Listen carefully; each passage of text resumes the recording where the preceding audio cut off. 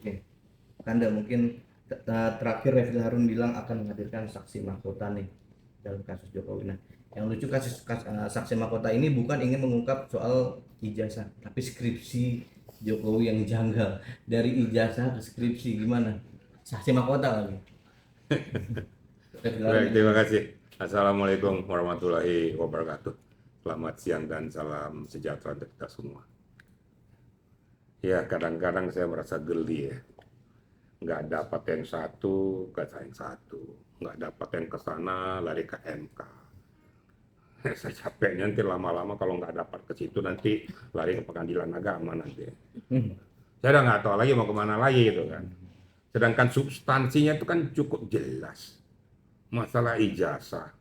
Kok mencari skripsi, cari ini, cari itu. Nah, perlu saya sampaikan kepada media, biar kembali masyarakat mengerti. Bahwa ijazah ini bukan sengketa para pihak. Ini adalah hak daripada seseorang yang diberikan oleh Sivitas Akademika Universitas UGM kepada pemerintah, kepada penerima manfaat yang bernama Pak Jokowi ini. Sedangkan yang namanya perlu dipersoalkan itu adalah salah satu para pihak ini merasa keberatan karena dia dirugikan secara undang-undang. Nah, sekarang yang dirugikan pada manusia-manusia ini apa? Kan nggak ada. Kalau dalam bahasa hukumnya nggak ada hubungan hukum. Kalau sudah tidak ada hubungan hukum berarti tidak ada legal standingnya untuk melakukan langkah-langkah itu. Nah, kita lihat saja coba sampai ke MK. Ke MK kan masalah norma, bukan masalah persoalan ijazah.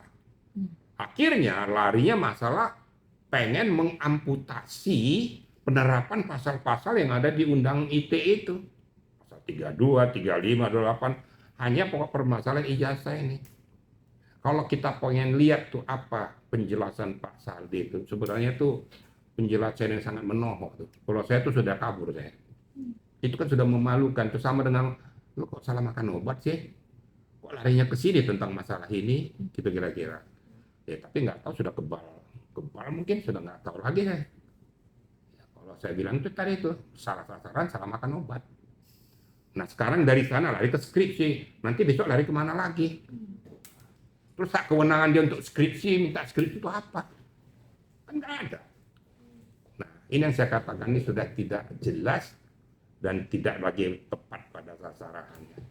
Cuma ya harapan saya untuk segera menyelesaikan pokok permasalahan ini, saya menghimbau untuk pihak Polda Metro. Segeralah tuntaskan masalah ini dan JPU yang menerima pengembalian berkas tersebut segera dan menyegerakan. Supaya jelas arah muara hukum ini, benar katakan benar, salah katakan salah. Sehingga masyarakat tidak terombang-ambing dengan penjelasan daripada manusia-manusia ini. Ada yang mengkaburkan, ada yang merasa bahwa ini tidak benar, akhirnya masyarakat juga jadi terpecah. Inilah dampak daripada perbuatan daripada orang-orang yang tidak bertanggung jawab itu.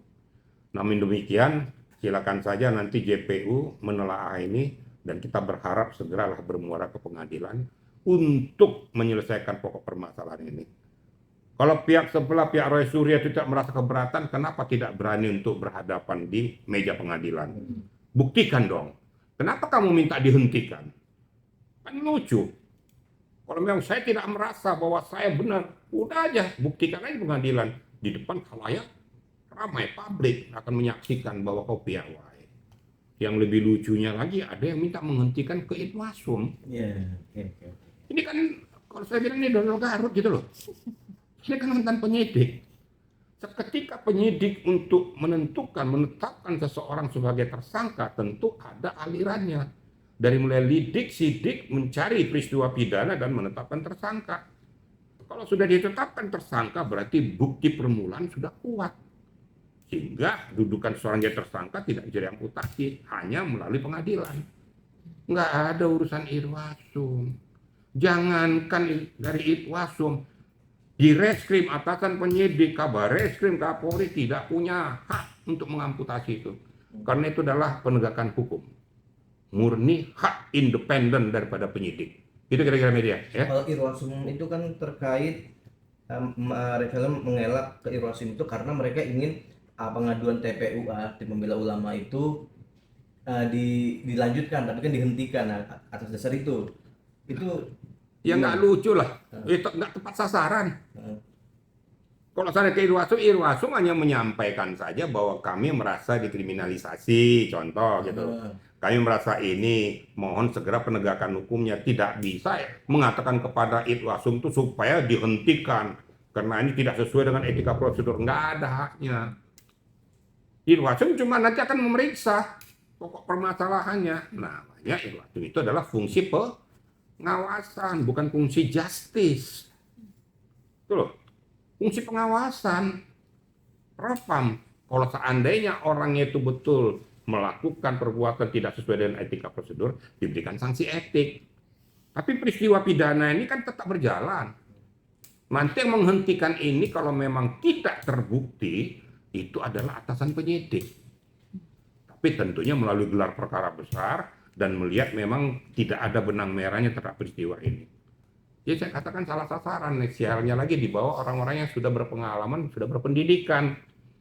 Saya nggak sebut-sebutkan namanya lagi lah. Ada yang bergelar profesor lah, ada yang bergelar jenderal lah, tapi nggak jelas juga gitu kan. Nah ini kira-kira media ya. Satu lagi deh, mungkin kan jika penyidikan di Polda ini berlanjut, itu mereka mengatakan Polda telah melanggar ya karena yang TPUA itu nggak dilanjutkan laporannya gitu. Gimana artinya penyidik dikatakan melanggar oleh pihak Roy Suryo gara-gara Irwasum itu? Gimana tuh? Loh nggak ada Nah, urusan. ya.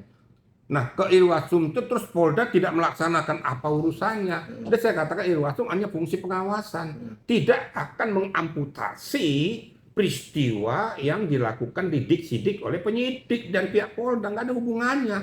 Sepanjang penyidik itu on the track. Sekali lagi on the track sesuai dengan etika prosedur hukum, tidak ada yang bisa mengamputasi. Jadi jangan salah makan obat juga. Jadi bukan berarti kalau lapor ke Irwasum itu berarti sudah harus dihentikan. Nggak ada. Anjing menggonggong, kafilah tetap berlaku. Nah, tetap berlalu dan tidak bisa diamputasi. Dan saya yakin daripada Irwasum juga setelah meneliti pokok permasalahan ini, kalau memang sudah sesuai dengan etika prosedur, tidak mungkin berani untuk mengatakan bahwa ini perlu diteliti ulang, nggak mungkin.